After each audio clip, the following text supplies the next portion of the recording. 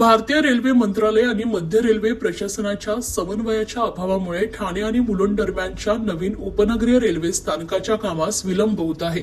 120 कोटींचा हा प्रकल्प आता 245 कोटींपेक्षा अधिक खर्चाचा झाला असून ही बाब चिंताजनक आहे। रेल्वे मंत्रालयाने मुंबई विभागाला तत्काळ अधिकृत सूचना देऊन हा प्रकल्प जलद गतीने पूर्ण करावा आणि प्रवाशांना दिलासा द्यावा अशी मागणी खासदार नरेश म्हस्के यांनी आज संसदेत केली आहे। ठाणे आणि मुलुंड दरम्यानच्या नवीन उपनगरीय रेल्वे स्थानकाच्या बांधकामात होणारा विलंब आणि खर्चाचा अतिरेक याबाबत आज खासदार नरेश म्हस्के यांनी संसदेत शून्य प्रहर मध्ये आवाज उठवलाय। मुंबई महानगर प्रदेशातील लोकसंख्या दिवसेंदिवस वाढते, याचा ताण रेल्वे सेवेवर येत आहे। पंतप्रधान नरेंद्र मोदी यांचे जीवन सुलभता आणि प्रवास सुलभता हे स्वप्न आहे। हे स्वप्न पूर्ण करण्यासाठी जगातील सर्वात वर्दळीच्या स्थानकापैकी एक असलेल्या ठाणे स्थानकावरील भार कमी करण्यासाठी स्मार्ट सिटी मिशन अंतर्गत ठाणे आणि मुलुंड दरम्यान नवीन उपनगरीय रेल्वे स्थानक मंजूर करण्यात आलंय।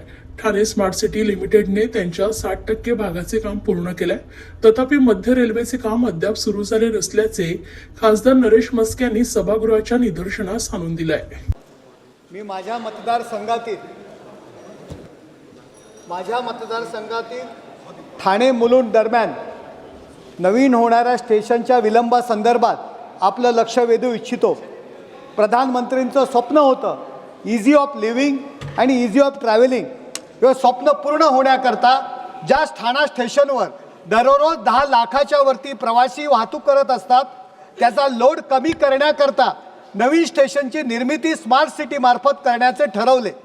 60% काम स्मार्ट सिटी आणि ठाणे महानगरपालिकेने बनवलेलं आहे। उरलेलं 40% काम स्टेशनची निर्मिती रेल्वे मंत्रालयातर्फे करणार होते, परंतु 120 करोड जो पूर्वी खर्च येणार होता तो खर्च आता 245 करोडच्या वरती झालेला आहे।